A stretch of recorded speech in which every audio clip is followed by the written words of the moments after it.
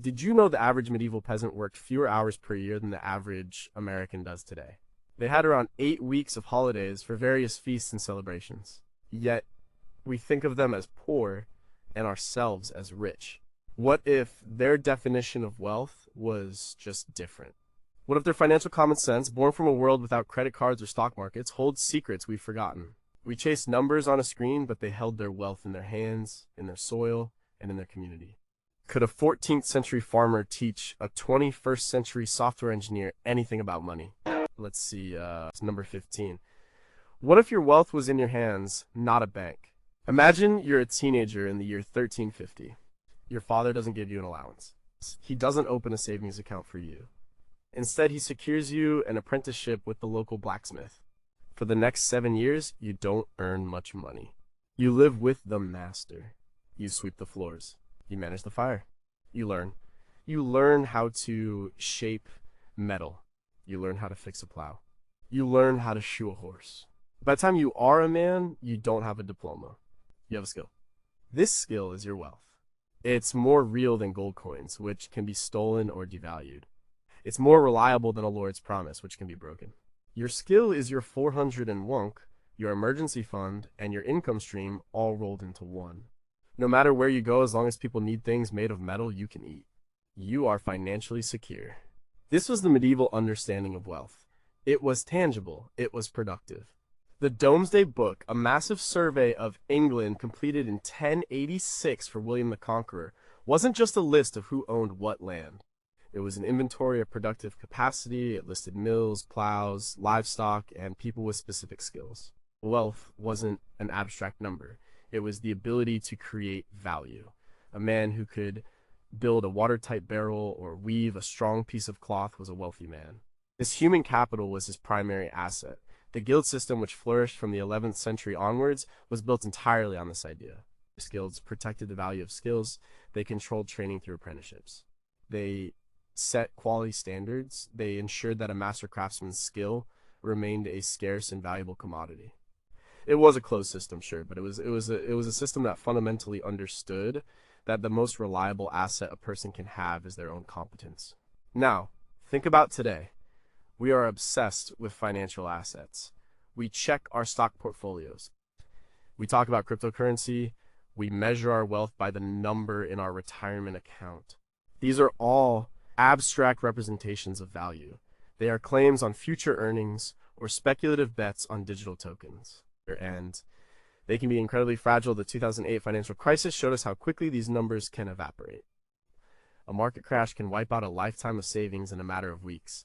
But what happens to a skilled plumber in a recession? Or an expert electrician? People still need their pipes fixed. They still need the lights on. Their skills remain in demand. Their ability to generate income is far more resilient than a stock certificate. This isn't an argument against investing. It's an argument for redefining our primary investment. We spend so much time and energy managing our money, but how much time do we spend actively managing and upgrading our core skills? Robert Kiyosaki, in his famous book Rich Dad, Poor Dad, defines an asset simply as something that puts money in your pocket. By this definition, a high-income skill is the greatest asset you can ever own. It requires maintenance and upgrades just like any other asset, but it's not subject to market volatility in the same way. The World Economic Forum's Future of Jobs report consistently highlights the need for reskilling and upskilling. It warns that many current jobs will be automated. The medieval craftsman would understand this perfectly. If a new technology came along, you had to adapt your skills or become obsolete. We've outsourced our security to complex financial systems we don't fully understand. We hope the market goes up. We hope our company doesn't have layoffs. We hope the government pension will be there. The medieval blacksmith hoped for rain and a good harvest, but he didn't hope for his skill to desert him. He owned it. It was inside him. The modern equivalent isn't churning your own butter. It's becoming so good at what you do that you are indispensable. It's having a side hustle skill, like coding, graphic design, or carpentry, that you could fall back on if your main job disappears. It's about shifting your mindset from how much money do I have to how much value can I create. In the medieval world, the answer to the second question determined the answer to the first. And it still does. We've just buried that truth under layers of financial complexity. What do we still not know? If a massive solar flare wiped out the global electronic grid, destroying all digital records of wealth, how would society reorganize itself to determine value? In an era where AI can increasingly perform knowledge-based tasks, what is the single most valuable human skill to cultivate for the next 50 years? We track the return on investment for our financial assets, but has anyone ever successfully calculated the lifetime ROI of mastering a tangible, hands-on skill? Number 14. Are you a producer or just a consumer? Medieval peasant family didn't have a grocery budget. Their budget was measured in daylight, seeds, and sweat. They were producers first and consumers second. Their small plot of land, the Tofton Croft, that often came with their cottage, was their factory. It produced vegetables, eggs from a few chickens, maybe some milk from a goat. The common lands surrounding the village provided wood for fuel, berries for foraging, and pasture for the family pig. Nothing was wasted. Vegetable scraps fed the pig. The pig provided manure for the garden, and eventually, meat for the winter. Bones were boiled for broth. Animal fats were used to make soap or candles. It was a closed-loop system born of necessity. You couldn't just run to the store. The store was your backyard. This wasn't a romantic lifestyle. It was hard, grinding work, but it ingrained a mindset that is almost alien to us today, the producer mindset. Before they could consume anything, they had to create it, grow it, or forage for it. Consumption was the final step in a long process of production, this deep connection to the source of things created, an inherent understanding of value. When you've spent months tending a garden, you don't let a single carrot go to waste. When you've spun the wool and woven the cloth, you don't discard a shirt because of a small hole. You mend it. The concept of disposable would have been utterly nonsensical. We'll contrast this with modern life. We are, by and large, a society of consumers. Our primary economic activity is buying things. We work to earn money, and we use that money to purchase goods and services that others have produced.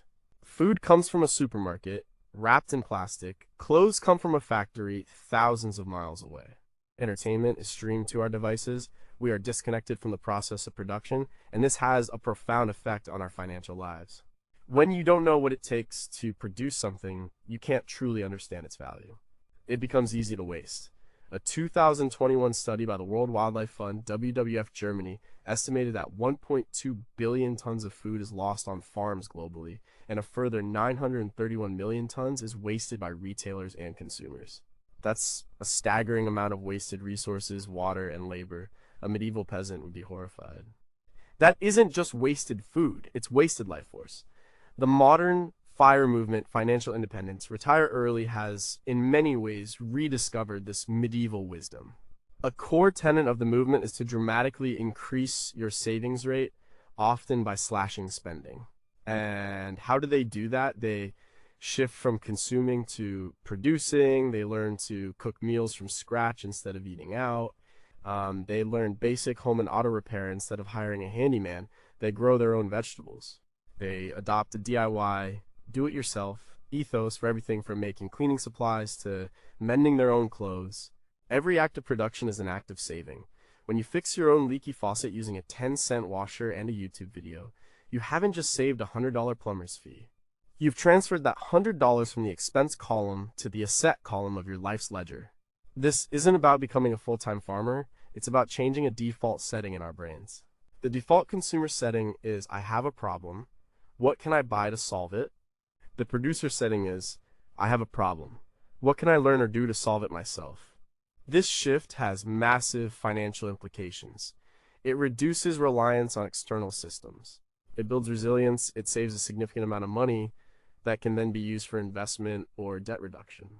The historian and author Yuval Noah Harari has written extensively about how the agricultural revolution was, in some ways, a trap that led to harder work and a less varied diet for many. But it also permanently fused humanity with the act of production. For thousands of years, to be human was to be a maker. It is only in the last few generations, particularly since the post-World War II consumer boom, that we have become a species defined by what we buy, not what we make. Reclaiming even a small part of that producer identity by baking a loaf of bread, repairing a pair of jeans, or changing the oil in our own car is a powerful financial move. It's a quiet rebellion against a culture that constantly tells us the solution to every problem is to buy something new. What do we still not know? If the average household shifted just 10% of its consumption back to production, e.g., growing food, mending clothes, what would be the cumulative impact on global supply chains and CO2 emissions? Is there a measurable psychological difference in the sense of ownership and value we place on an object we have made or repaired ourselves versus one we have purchased? As our world becomes more digital and less physical, are we at risk of losing the fundamental problem-solving skills that come from hands-on production? And what would be the long-term cost of that? Number 13 is your community, your best insurance policy. If a medieval stonemason fell from a scaffold and broke his leg, he couldn't call his disability insurance provider. There was no workers' compensation, there was no government social safety net. So what happened? In many cases, his guild stepped in. The Stonemasons Guild was more than just a professional organization. It was a brotherhood, members paid dues, and that money formed a common chest. This chest would be used to support the injured mason and his family. They would provide a weekly stipend, cover funeral expenses if he died, and even help his widow and children. This was their insurance. It was a system of formalized mutual aid built on trust and shared interest. This principle extended beyond the guilds. A typical medieval village operated on a system of reciprocal obligation. Neighbors helped each other during the harvest. If a family's ox died, the village might pool resources to help them buy a new one. This wasn't just charity, it was a pragmatic survival strategy. Everyone knew they could be the next one to face a crisis. Helping your neighbor today was an investment in your own future security. This social fabric was the primary insurance policy for the vast majority of people. The church also played a massive role, collecting tithes of tax, usually 10% of produce, and redistributing some of it to the poor, the sick, and the widowed. But the most immediate and reliable safety net was the person living next door. The English legal historian Frederick William Maitland famously wrote about the intricate web of duties and services that bound medieval communities together. This web was their wealth. Today, we have professionalized and depersonalized this function. We pay premiums to massive, faceless insurance corporations. We pay taxes to a distant government that administers Social Security and unemployment benefits. These systems are incredibly important and provide a level of security unimaginable in the medieval era. But what have we lost in the process? We have traded community connection for bureaucratic efficiency. When a crisis hits, our first instinct is no longer to call a neighbor, it's to call an 800 number and file a claim. We have financialized our safety net. The research of sociologist Robert Putnam, in his seminal 2000 book Bowling Alone: The Collapse and Revival of American Community, documents the steep decline in civic engagement and social capital in the United States over the last several decades. We belong to fewer groups, know our neighbors less, and spend more time alone. This has a hidden financial cost. A strong community provides services that we would otherwise have to pay for. Neighbors can watch your kids for an hour, saving you babysitter fees. A friend can give you a ride to the airport, saving you a taxi fare. A community can start a tool lending library, so you don't have to buy a lawnmower you only use twice a month. These small exchanges, multiplied over a lifetime, add up to significant savings. More importantly, a strong community provides resilience in a major crisis. After a natural disaster, the first responders are almost always neighbors helping neighbors. Crowdfunding platforms like GoFundMe have become a de facto digitized version of the medieval community's support system, where people pool resources to help someone facing a medical emergency or a house fire. But these are often reactive and dependent on the viral nature of a story. A real physical community provides proactive, ongoing support. Think about informal arrangements like babysitting co-ops or meal trains for families with a new baby. These are modern-day guilds, small-scale systems of mutual aid that strengthen both social bonds and personal finances. The medieval peasant understood that his greatest asset wasn't his pig or his plot of land. It was his standing in the village. A good reputation and strong relationships were the ultimate insurance policy because when everything else failed, it was people who would save you. We've built towering financial institutions to replace that, but We've forgotten that the, original system was not just cheaper, but often more effective. What do we still not know? Is it possible to quantify the financial value of social capital? For example, how much is having three trusted neighbors who you can call in an emergency actually worth in dollar terms over a lifetime? As remote work becomes more common and neighborhood ties weaken, what new forms of digital guilds or online communities will emerge to provide the mutual support humans have always relied on? Could a system of community insurance, where a small neighborhood pools funds to cover minor emergencies for its members, ever compete with or supplement traditional insurance models? Number 12. Why did they fear debt more than death? In the medieval world, debt was not a financial tool, it was a moral failing. For centuries, the Catholic Church, the most powerful institution in Europe, forbade usury. Usury was the practice of charging interest on a loan. Based on biblical passages that condemned the practice, influential theologians like Thomas Aquinas argued that charging interest was a sin. He reasoned that money was a medium of exchange, and to make it breed more money through interest was unnatural and exploitative, like selling time itself, which belonged only to God. This wasn't just an abstract theological debate. It shaped the entire financial landscape. Kings and nobles might borrow from specific banking families like the Medici in Florence, who found clever ways around the usury laws, but for the common person, borrowing money at interest was associated with sin, shame, and ruin. When a peasant needed to borrow, it wasn't to buy a new cart or to leverage an asset. It was usually out of desperation after a failed harvest or a family illness. They would borrow seed or grain from their lord or a wealthy neighbor to be paid back with a significant portion of the next harvest. This wasn't a bank loan, it was a path to serfdom. A debt that couldn't be repaid could lead to the loss of land, tools, and even personal freedom. Debt was a trap, a one-way ticket to the bottom of the rigid feudal hierarchy. Dante's Inferno, written in the early 14th century, places usurers in the seventh circle of hell, a place of eternal torment. This cultural and religious prohibition against interest-bearing debt created a powerful, deeply ingrained fear of borrowing. Fast forward to today, our entire economy is built on debt. We are encouraged to go into debt from a young age. Student loans to get an education, mortgages to buy a house, car loans to get to work, and credit cards for daily purchases. The language has changed. Debt is now leverage. A credit score, which is essentially a measure of your reliability as a debtor, is a key to modern life. We've transformed a moral hazard into a financial necessity, but has the fundamental nature of debt really changed? The numbers suggest it hasn't. According to the Federal Reserve Bank of New York, as of early 2023, total household debt in the United States reached a record $17.05 trillion.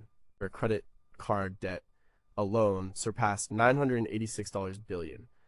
For millions of people, debt is not a tool for building wealth, it is a source of profound stress and a major obstacle to financial security. A 2021 study published in the journal Social Science and Medicine found a strong link between unsecured debt like credit card debt and poor mental health, including depression and anxiety. The medieval peasant feared debt because it could lead to the loss of his land and liberty. The modern worker fears debt because it can lead to a cycle of minimum payments, garnished wages, and the psychological weight of owing someone else your future. The trap is the same, only the materials have changed. Financial gurus like Dave Ramsey have built empires by tapping into this ancient wisdom. His debt snowball method is a simple, behavioral approach to getting out of debt. It's not always the most mathematically optimal method, but it's effective because it focuses on the psychological win of paying off a single debt, which builds momentum. It treats debt not as a math problem, but as a behavioral problem, a moral struggle even. This resonates with people because, deep down, I think we still feel the medieval suspicion of it. We know it's not just a number on a statement, it's a claim on our future labor. It's a form of bondage. The medieval church might have been wrong about the specific economics of interest, but they were right about the human cost of widespread indebtedness. They saw it as a corrosive force that destroyed individuals and communities. We call it an engine of economic growth, but for too many, it remains a fast road to ruin. What do we still not know? If charging interest had remained a culturally taboo practice, what alternative economic models might have developed in the Western world? What is the precise neurological and psychological impact of carrying long-term, high-interest debt, And does it permanently alter our capacity for risk assessment and long-term planning? Could a modern society function without consumer credit, and what would the transition to such a system look like? Or number 11, do you own your stuff or does it own you? A medieval peasant owned very little. A typical family might have a simple wooden table, a few stools, a chest for their belongings, some iron cooking pots, and the clothes on their backs. Their tools, a scythe, an axe, a plow were their most valuable possessions. There was no concept of clutter. Every single object had a specific, practical purpose. Ownership was simple and direct. Possessions were a means to an end, survival and production. They served the owner. The idea that the owner could become a servant to their possessions would have seemed absurd. This wasn't a choice, it was a reality dictated by poverty and the difficulty of acquiring goods. Everything had to be made by hand. A simple clay pot took time and skill. A woolen tunic represented hours of spinning and weaving. Because objects were so hard to come by, they were valued and cared for. They were passed down through generations. A good iron pot could be a family heirloom. This scarcity created a clear hierarchy. People were more important than things. Things were tools to help people live. Our world is the complete opposite. We live in an age of unprecedented material abundance. With a few clicks, we can have almost anything delivered to our door. This convenience has come at a cost. We've inverted the relationship with our possessions. Now our stuff owns us. We work long hours at jobs we may not like to earn money to buy things we don't need. And then we have to work longer to pay for a bigger house to store all that stuff. We pay for insurance on it. We spend our weekends cleaning and organizing it. And we feel stress and anxiety about it. The French philosopher Denis Diderot described this phenomenon in the 18th century. After receiving a beautiful new scarlet dressing gown as a gift, he found that his old, worn furniture no longer seemed to fit. He replaced his chair, then his desk, then his rug. One by one, he replaced his old, comfortable possessions with new, more luxurious ones that matched the gown. This spiraling consumption, where one new purchase triggers a chain reaction of other purchases, is now known as the Diderot effect. The modern minimalist movement is a direct rebellion against this. People like Joshua Fields Milburn and Ryan Nicodemus, known as the minimalists, advocate for a life with fewer possessions. Their philosophy is a modern echo of that medieval reality: own only what serves a purpose or brings you joy. By getting rid of the excess, the clothes you never wear, the kitchen gadgets you use once, the boxes of old papers in the garage, you reclaim the resources. That stuff was consuming your money, your time, and your mental energy. It's about making your possessions serve you again, instead of the other way around. Studies in psychology have shown a link between materialism and lower levels of well-being. A 2014 paper in the Journal of Positive Psychology reviewed multiple studies and found that people who prioritize wealth and possessions tend to report less happiness and more depression. The medieval peasant's sparse home was a result of necessity, not a philosophical choice. But it enforced a financial discipline that we struggle to find. They lived well below their means because they had no other option. We have infinite options, and so living below our means has become a radical act of self-control. The average American home contains an estimated 300,000 items. Our obsession with acquiring things is not just a personal finance problem, it's an environmental one. The production, shipping, and eventual disposal of all this stuff consumes vast resources and creates mountains of waste. A medieval family's annual trash might fit in a small basket. Our modern trash footprint is orders of magnitude larger. By owning less, we not only free up our own financial and mental resources, but we also reduce our burden on the planet. The medieval peasant knew that every object had a cost in labor. We've forgotten that every object also has a cost in attention, space, and freedom. What do we still not know? Is there a specific clutter threshold in a home beyond which the psychological costs of ownership, stress, anxiety begin to outweigh the practical benefits of the possessions? How much of modern consumer spending is driven by the Diderot effect? And could interruption technologies be designed to break these consumption chain reactions? If a society were to collectively shift its values from material acquisition to experiential acquisition, travel, learning, community events, how would that fundamentally reshape the global economy? Number 10. What's the real price of convenience? If a medieval villager needed a new pair of shoes, he didn't order them online. He walked to the village cobbler. He knew the cobbler, a man named John personally. He knew John's family. John would measure his feet, they would discuss the type of leather to use. A few weeks later, the shoes would be ready. The villager might pay John in coins, or he might trade him a few chickens or a bushel of wheat. The entire transaction was personal, local, and transparent. The villager knew exactly where his money or his chickens was going to another family in his own community. This money would then be spent by the cobbler at the local baker, who would then buy grain from a local farmer. The wealth stayed within the village. It circulated, strengthening the local economy with every transaction. This was the default economic model for centuries, the local economy. It wasn't an ideology, it was a geographic and technological reality. The transport was slow and expensive, so most of what you consumed was produced within a few miles of where you lived. This had a profound effect on financial life. It fostered a deep understanding of value through barter. When you trade your own chickens for a pair of shoes, you have a visceral sense of the labor and resources involved. It's not an abstract price tag, it's a direct exchange of your life's energy for someone else's. Negotiation was a key skill, prices weren't fixed, they were a conversation.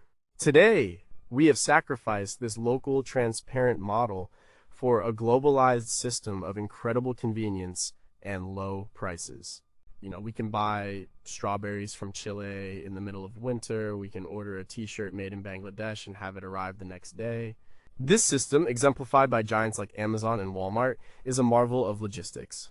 But it comes with a hidden price. When you buy that t-shirt online, your money is whisked away to a corporate headquarters hundreds or thousands of miles away. Very little of it stays in your community. The transaction is impersonal and opaque. You don't know who made your shirt. You don't know what their working conditions were like. The complex supply chain obscures the true cost of the product, the environmental cost of shipping, the human cost of low wages. There's a growing movement to reclaim some of the benefits of the medieval local economy. The Buy Local movement encourages consumers to support independent businesses in their own communities. Farmers markets are a perfect modern example of the medieval marketplace. You meet the person who grew your food. You can ask them questions. The money you spend goes directly to them, and they are likely to spend it locally as well. And studies have shown this has a real impact. A 2012 study by the firm Civic Economics found that for every $100 spent at a local independent business, $68 remained in the local economy, compared to just $43 for a national chain.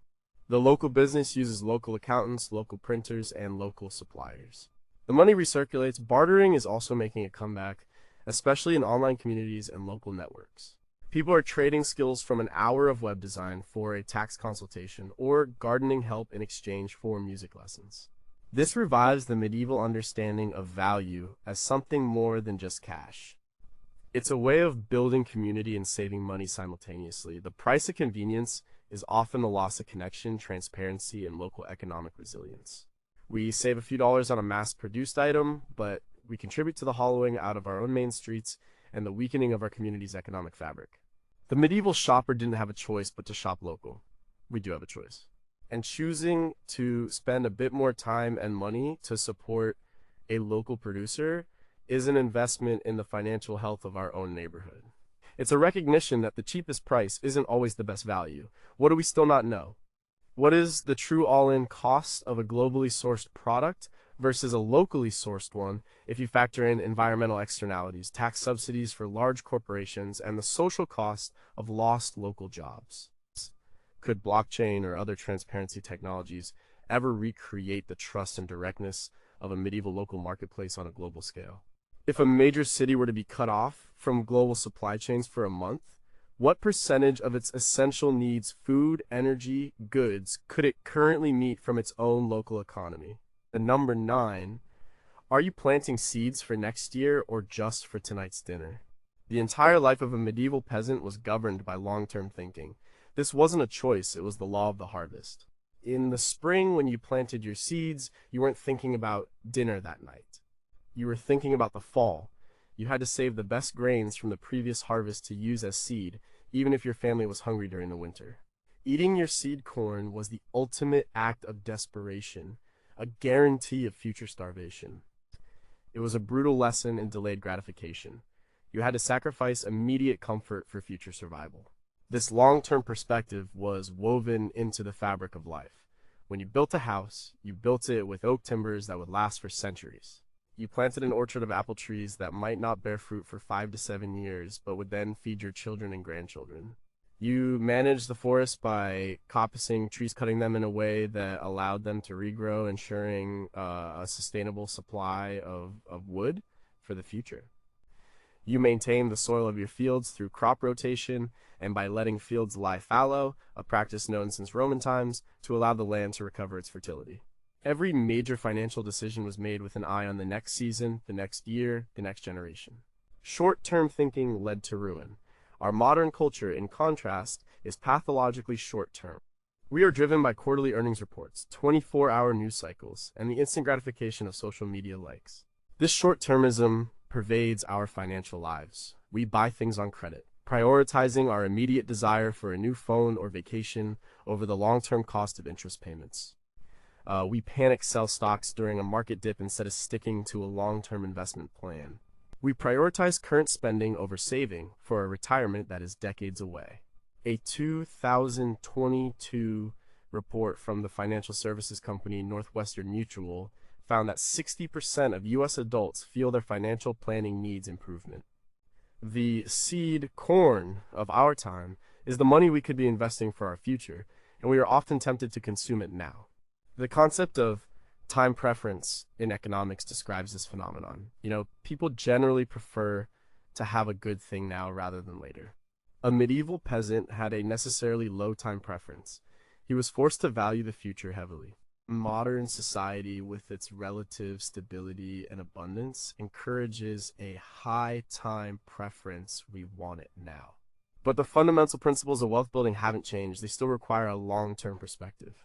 The power of compound interest, which Albert Einstein supposedly called the eighth wonder of the world, is a purely long-term phenomenon. Saving a small amount of money regularly and letting it grow for decades can create immense wealth. But it requires the discipline to plant the seeds and wait. This medieval mindset is also deeply relevant to the biggest long-term challenge we face: climate change. Our current economic model prioritizes short-term profits over long-term environmental sustainability. We are, in effect, eating our planet's seed corn. We are depleting natural resources, topsoil, fresh water, stable climate program that are essential for future generations for the sake of immediate economic growth. A medieval farmer who destroyed the fertility of his land for a single bumper crop would have been seen as a fool. Yet, that is what our global economy is doing on a massive scale. Adopting a medieval long-term perspective means thinking like a good steward. It means asking of any financial decision, whether it's personal or societal, what are the consequences for next year? For the next decade, for the next generation, it's about understanding that the most profitable actions are often not the ones that pay off today, but the ones that ensure there will be a harvest tomorrow. What do we still not know? Is our modern, fast-paced information environment neurologically shortening our attention spans, and by extension, our ability to engage in the long-term financial planning our ancestors practiced by necessity? What economic incentives could be powerful enough to shift entire industries from a quarterly profit mindset to a multi-generational sustainability mindset? If we could precisely measure the future value of natural capital like clean air and stable coastlines, how would it change our current calculations of corporate and national GDP? Number 8, how many streams of income do you have? The medieval peasant is often pictured as just a farmer toiling away in the fields. But that's an incomplete picture. Survival often depended on having multiple sources of income, however small. The peasant family's main job was working the lord's land and their own small plot. This was their primary income stream, but it was a risky one. A drought, a flood, or a pest infestation could wipe it out. So they diversified. The wife might spin wool into thread to sell in the local market. The husband might be a passable carpenter repairing a neighbor's fence for a small payment. They might collect honey from beehives, sell surplus eggs, or gather firewood from the common lands to sell. This wasn't a side hustle in the modern sense of a passion project. It was a critical part of their risk management strategy. This principle was even more pronounced for village artisans. A blacksmith didn't just shoe horses. He would also make nails, repair tools, create household items like hinges and hooks, and maybe even forge weapons if the need arose. Each of these was a small stream of income. A miller might grind grain for the village, but he might also raise pigs on the spillover and fish in the mill pond. This diversification was their shield against volatility. If an outbreak of disease reduced the number of horses needing shoes, the blacksmith could still make a living selling nails. As the famous economic historian R.H. Tawney wrote, the medieval economy was characterized by people holding multiple overlapping roles. Specialization was a luxury few could afford. We live in an age of hyper-specialization. We are trained for one specific career. We have one primary employer. We rely on a single paycheck to fund our entire lives. This is incredibly efficient when times are good, but it's also incredibly fragile. As the 2008 financial crisis and the 2020 pandemic showed, millions of people can lose their sole source of income overnight due to forces completely outside their control. Relying on a single paycheck is like a medieval farmer planting only one type of crop. It's a high-stakes gamble. The modern concept of the side hustle or the gig economy is a direct return to this medieval wisdom of income diversification. Having a second or third stream of income provides a powerful buffer against financial shocks. If you lose your main job, the income from your freelance writing, your Etsy shop, or your weekend handyman work can be the difference between stability and crisis. A 2022 report by Bankrate showed that 41% of Americans have a side hustle. This isn't just a trend for the young, it's being adopted by people of all ages as a way to pay down debt, save for goals, or simply create more financial security. The financial writer Nassim Nicholas Taleb, in his book Antifragile Things That Gain from Disorder, argues that systems become stronger when they are exposed to volatility and stress. A person with a single, high-paying job is fragile. They are vulnerable to a single point of failure. A person with multiple smaller income streams is anti-fragile. The loss of one stream might hurt, but it won't destroy them. It might even force them to strengthen their other streams, making them more resilient in the long run. The medieval peasant understood this in his bones. He knew that relying solely on the wheat harvest was foolish. You also needed the chickens, the bees, and the weaving, because you never knew which one would fail you in any given year. We've been taught to climb a single career ladder. The medieval model suggests it's much safer to have several small ladders, all leading to your financial security. What do we still not know? Does having multiple income streams lead to higher overall lifetime earnings? Or does it simply provide more stability by smoothing out income volatility? What is the psychological impact of income diversification? Does it reduce financial anxiety even if the total income is the same as a single source income? As AI and automation threaten more specialized jobs, will a portfolio of multiple small jobs and skills become the dominant career model of the future? And what would that mean for things like benefits and retirement planning? Number 7 is new, always better than mended. In the medieval world, throwing something away was a luxury almost no one could afford. Every object was the product of significant labor and scarce materials. When a cooking pot cracked, you didn't toss it. You took it to the tinker, a traveling repairman who would patch the hole. When a shirt ripped, it was patched. When it became too warm to patch, it was cut up into rags for cleaning. When the rags were used up, they might be used as tinder for a fire. Every item was used until its physical matter could no longer perform a function. This was the ultimate circular economy born not of environmentalism but of sheer necessity. The concept of new was rare and special. A new piece of clothing or a new tool was a major investment, an event to be marked. Because items were expected to last a lifetime, they were built to be repairable. A wooden chair could have a new leg fitted, a pair of shoes could be resoled multiple times. The skill of mending was as important as the skill of making. A woman who was a skilled seamstress able to patch and reinforce clothing to extend its life was a huge asset to her household.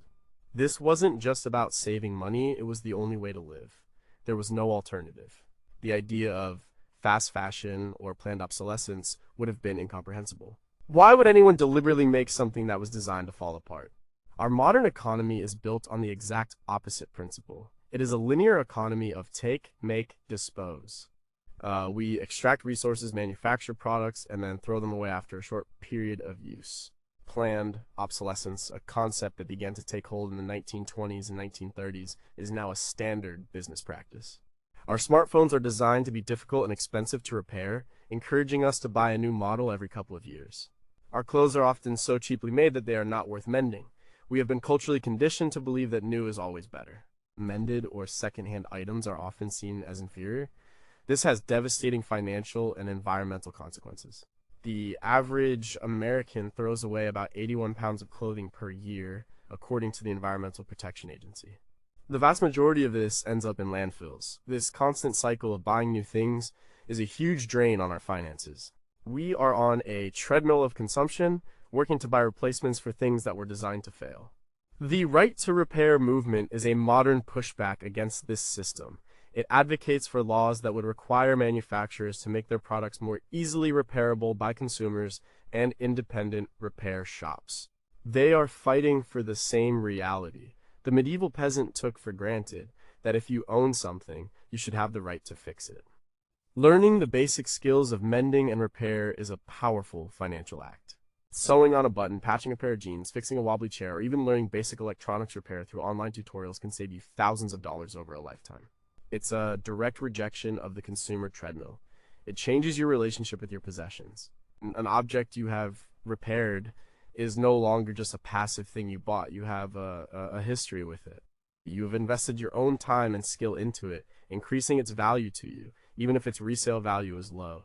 The Japanese art of kintsugi, where broken pottery is repaired with lacquer mixed with powdered gold, is a beautiful illustration of this idea. The repair is not hidden, it is highlighted. The object's history of being broken and mended becomes part of its beauty. The medieval peasant wouldn't have used gold, but he would have understood the philosophy. The patch coat was a sign not of poverty, but of prudence and good stewardship.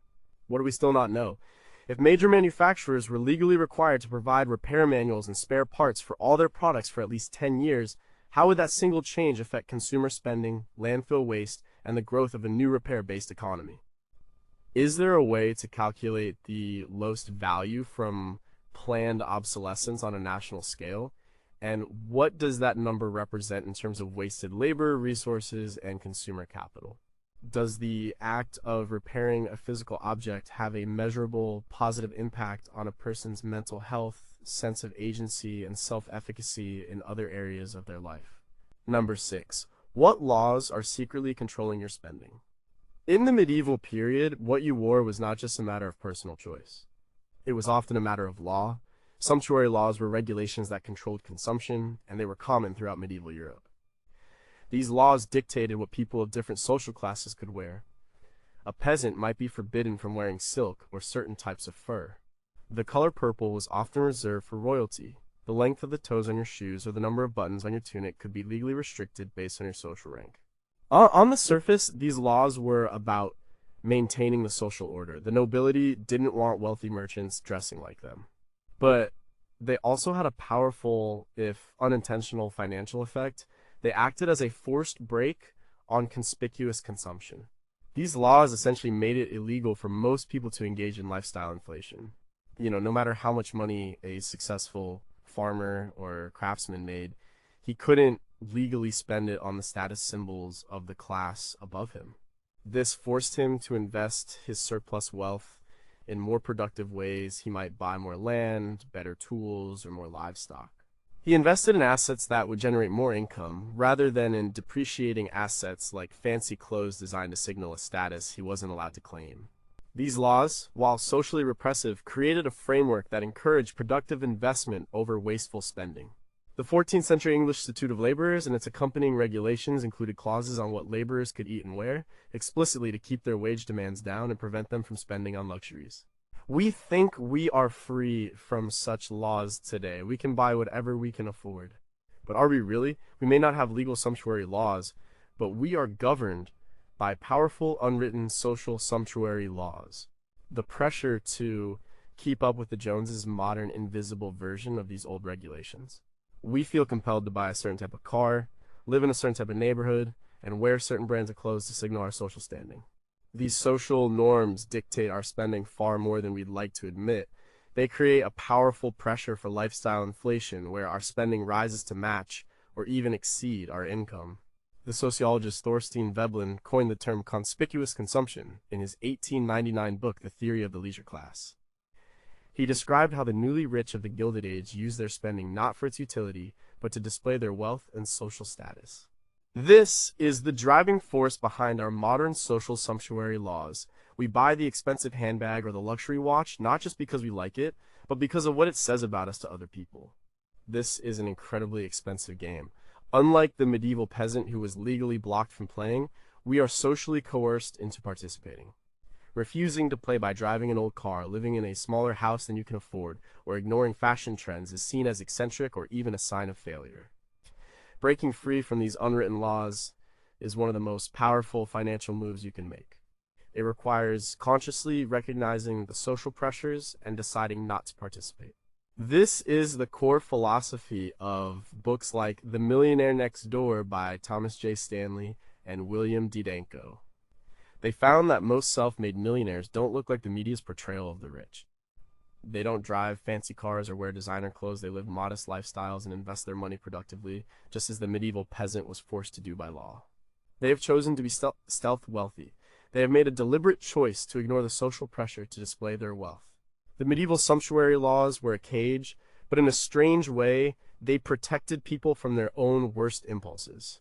Today, the cage is gone, but the impulses are stronger than ever, amplified by advertising and social media. We have to build our own cage of financial discipline to protect ourselves. What do we still not know? In an age of social media, where curated displays of wealth are constant, what is the measurable financial cost of Instagram-driven, conspicuous consumption on the savings rates of young adults? Could a modern, voluntary, sumptuary movement gain traction where communities or social groups agree to common sense limits on status spending to reduce social pressure and increase collective savings? How much of the brand premium we pay for luxury goods is a rational purchase of quality, and how much is a purely social signal, and has this ratio changed over time? Number 5, are you saving for a purpose or just saving? For a medieval family, saving was never an abstract concept. They didn't save for retirement or for a vague rainy day. They saved for specific, tangible, and often life-altering goals. A young man didn't just put aside money, he saved to pay the fee to enter a guild and become a master craftsman. A family saved to accumulate a dowry for their daughter, which was essential for her to make a good marriage and secure her future. They saved to buy a specific piece of land that had come up for sale next to their own. They saved to make a pilgrimage to a holy shrine, a journey that could take months and cost a small fortune, but was believed to secure their spiritual salvation. Every act of saving was directly linked to a powerful, motivating goal. The goal was the engine of the save. This made the act of saving much easier. When you were tempted to spend a few extra coins at the market, you could visualize the goal, your daughter's future, your own workshop, your journey to Canterbury. The trade-off was clear and immediate. This goal-oriented saving was concrete. You knew how much a dowry needed to be. You knew the price of the piece of land. You had a target, you saved until you reached it, then you deployed the capital to achieve the goal. It was an active, purposeful process. Today, we are often told to save 15% of our income for retirement. For a 25-year-old, retirement is a vague, distant concept, perhaps 40 years in the future. It's hard to feel motivated by a goal so far away and so abstract. This is why so many people struggle to save consistently. The link between the daily sacrifice and the future reward is too weak. The modern financial advice to pay yourself first and automate savings is an attempt to get around this motivation problem. By making saving automatic, we don't have to rely on willpower. It's a clever hack, but it doesn't address the underlying psychological issue. We are saving, but do we really know what for? Behavioral economics has shown how powerful specific goals can be. A 2011 study by researchers at the Common Sense Lab, led by Dan Ariely, found that people were more likely to save money when they were shown a picture of their child and asked to save for that child's future, as opposed to just being asked to save for the future. The emotional connection to a specific goal makes all the difference. This is the medieval model. They were saving for a person, their daughter, a tangible asset of field, or a profound experience of pilgrimage. We can apply this ancient wisdom directly to our own finances. Instead of having one giant, undifferentiated savings account, we can create multiple named savings buckets. Instead of a general savings account, we can have a new car fund, a down payment for house fund, and a trip to Japan fund. Many modern banking apps are designed to facilitate this. By naming your goals and tracking your progress toward each one, you replicate the psychological motivation of the medieval saver. You're no longer just putting money away, you're building your daughter's dowry. You're saving for your pilgrimage. The act of saving becomes a story you tell yourself, a story with a clear and satisfying ending. It transforms saving from a chore into an act of creation. You are actively building the future you want, one specific, tangible goal at a time. What do we still not know? Is there an optimal number of specific savings goals a person can pursue at one time before they experience goal fatigue and their overall savings rate declines? How does the brain's reward system respond differently to saving for a short-term, tangible goal like a new bike versus a long-term, abstract goal like retirement? Could personalized AI financial coaches that create compelling visual narratives around a person's specific savings goals significantly increase the national savings rate? Number 4, does your family's financial plan span generations? In the medieval world, the individual was secondary to the family line. The primary economic unit was not the person, but the dynasty, even for a humble peasant family. The goal was not to get rich and retire. The goal was to hold on to the family's land and pass it on to the next generation, hopefully in a slightly better state than you received it. This was the prime directive. The family farm or the family workshop was not a personal asset to be liquidated for one's own comfort. It was a sacred trust, a multi-generational enterprise. A father would teach his son the skills of his trade. A mother would teach her daughter how to manage the household economy. Wealth was not just money or land, it was also the accumulated knowledge and skills passed down through the family. Marriages were strategic alliances between families designed to consolidate land or business interests. Wills and inheritance were not about dividing up assets, but about ensuring the smooth transfer of the family's core productive asset to the heir who was best able to manage it. The financial plan of a single person was inseparable from the multi-generational plan of their family. The time horizon was not one lifetime, but many. The great cathedrals of Europe, which took centuries to build, are a testament to this long-term generational thinking. The man who laid the foundation knew he would never see the spire completed, but he worked for his children and grandchildren who would. We live in a much more individualistic age. We are encouraged to leave home, find our own path, and make our own fortune. Our financial planning is intensely personal. We focus on our own retirement, our own mortgage, our own investment portfolio. The idea of subordinating our personal financial goals to a multi-generational family plan can seem archaic, even stifling. Yet, some of the wealthiest families in the world still operate on the medieval dynastic model. They think in terms of generations. They establish trusts and family offices to manage and preserve wealth for the long term. They focus on instilling financial literacy and a sense of stewardship in their children. They are playing a different game, a longer game. For most of us, this doesn't mean setting up a family dynasty, but it does mean thinking beyond our own lifespan. It means having open and honest conversations with our family about money. It means creating a will and an estate plan, not just to distribute our assets, but to pass on our values. It means teaching our children about money not as a taboo subject, but as a practical life skill, the way a medieval father would teach his son to plow a field. A study by researchers at North Carolina State University found that a key factor in successful multi-generational farms was the transfer of knowledge and values, not just the transfer of assets. The financial capital was useless without the human capital to manage it. This generational mindset also changes how we think about assets. A short-term thinker buys a flashy car that will depreciate to zero. A long-term generational thinker might invest in a piece of land, a high-quality piece of art, or a blue-chip stock portfolio that can be passed down. They might invest heavily in their children's education, seeing it as the most important asset they can give them. They see their own life not as a self-contained story, but as one chapter in a much longer book. The medieval peasant had little choice but to adopt this mindset. For us, it is a conscious choice.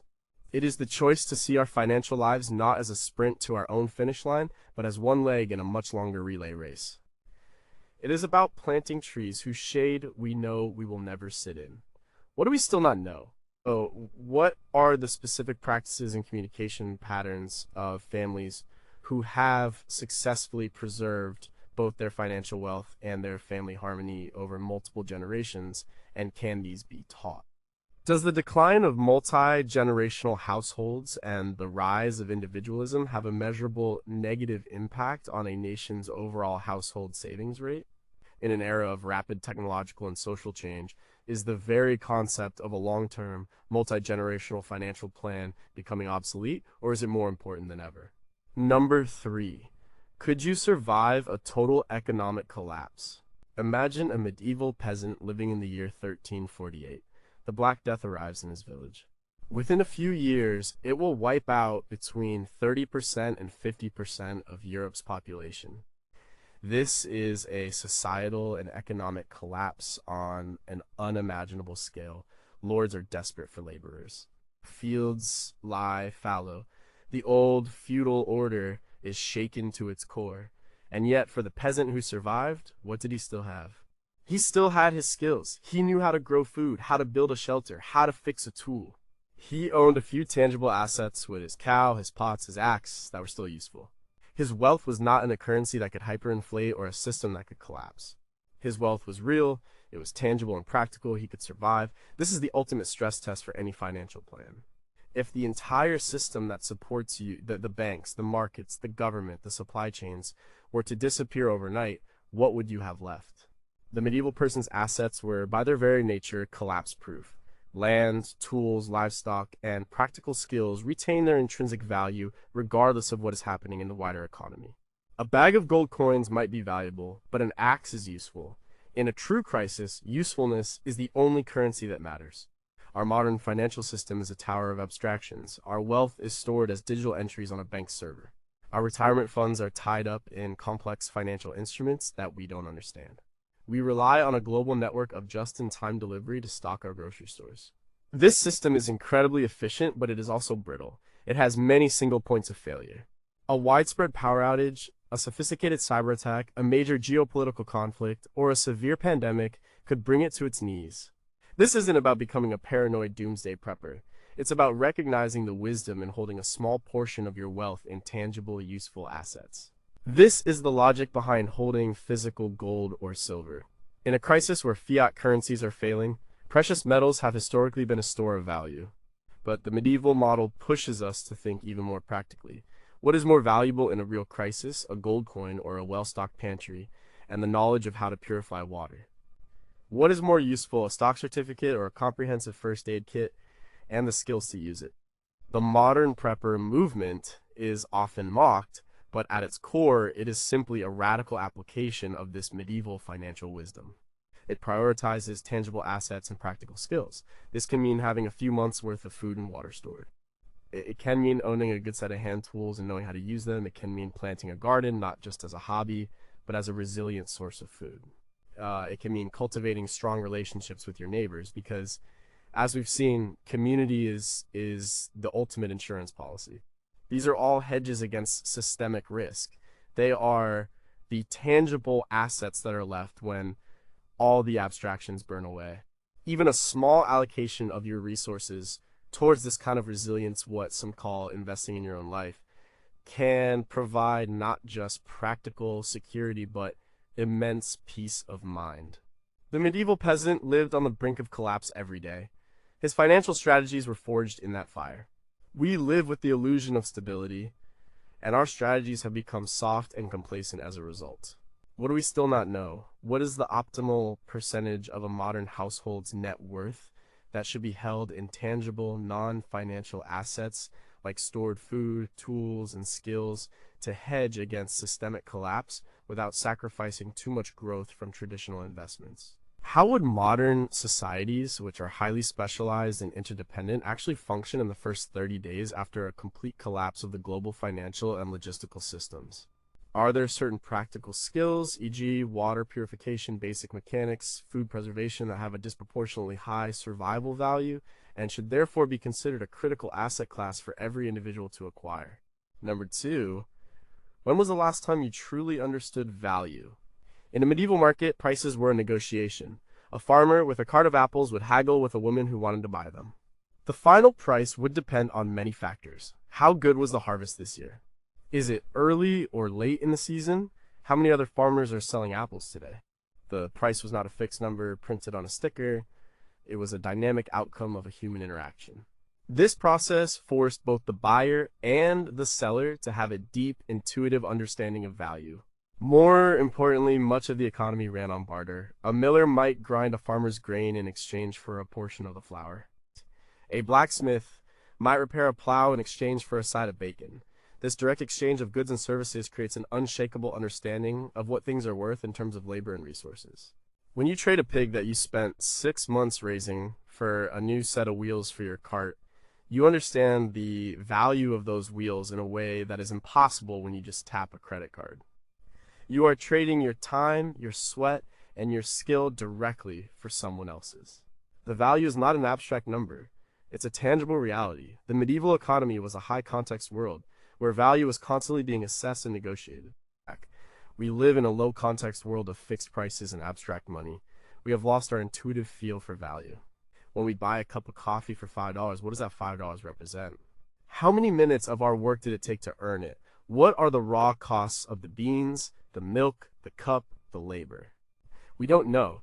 The price tag obscures the real value. Money is an amazing technology for facilitating exchange, but it also acts as a buffer, a layer of abstraction that separates us from the true cost and value of the things we buy.